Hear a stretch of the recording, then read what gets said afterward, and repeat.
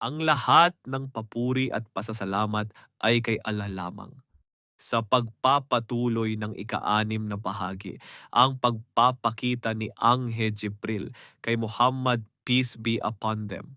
Pagkatapos ng unang kapahayagan sa kuweba ng Hira, nagpatuloy ang misyon ni Propeta Muhammad bilang huling sugo ng Allah.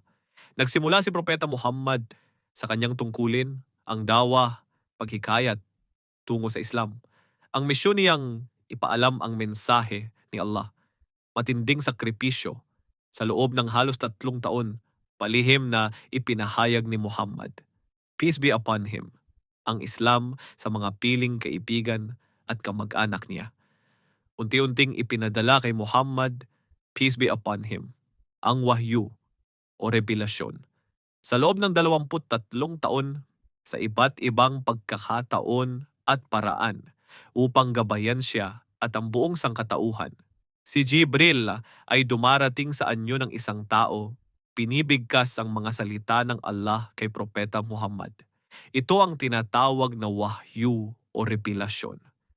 Nagpakita din ng tunay na anyo si Jibril 2 beses. Nakita din ni Propeta ang tunay na anyo niya. Ayon sa ulat, si Jibril ay may 600 pakpak na sakop ang buong kalangitan. Ang kanyang mga pakpak ay napakalawak. Isang pakpak lamang ay sumasakop sa silangan at kanluran. Mula sa kanyang mga pakpak ay may mga hiyas na nagliliwanag tulad ng mga bituin. Ang kanyang katawan ay nababalot ng matinding liwanag, nur. Sa tuwing nakikita siya sa tunay na anyo, halos mawalan ng lakas ang propeta dahil sa tindi ng liwanag at kadakilaan ni Jibril.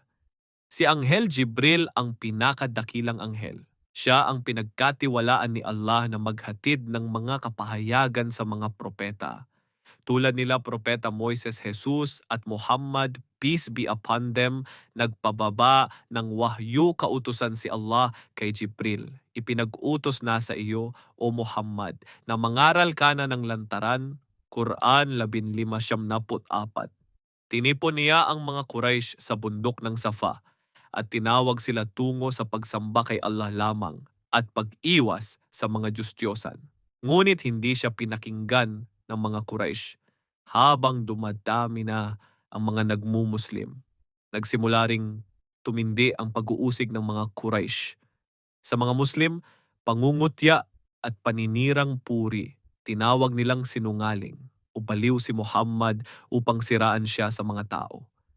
Marami na rin naniwala at nagmuslim. Ang unang nagmuslim ay si Khadija bint Khuwailid, unang nagmuslim mula sa mga babae. Abu Bakr as-Siddiq, matalik na kaibigan ni Muhammad, nag-anyaya rin ng marami sa Islam.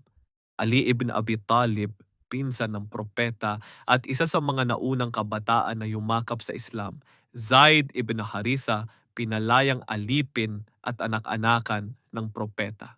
Sa pamamagitan ni Abu Bakar, maraming sumunod na nagmuslim katulad nila Uthman ibn Affan, Talha ibn Ubaidillah, Said ibn Abi Waqqas, Abdurrahman ibn Auf, Az-Zubair ibn al-Awwam, Bilal ibn Rabah.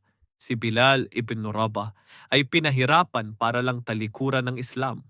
Pinahiga sa buhangin habang may malaking batong nakapatong sa dibdib, ngunit hindi pa rin siya tumatalikod sa Islam.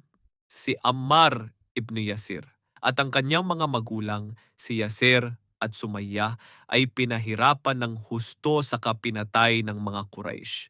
Si Sumayyah ang kauna-unahang martir sa Islam. Subaybayan lamang ang talambuhay ni Propeta Muhammad sallallahu alaihi wasallam. Assalamu alaikum wa rahmatullahi wa barakatuh.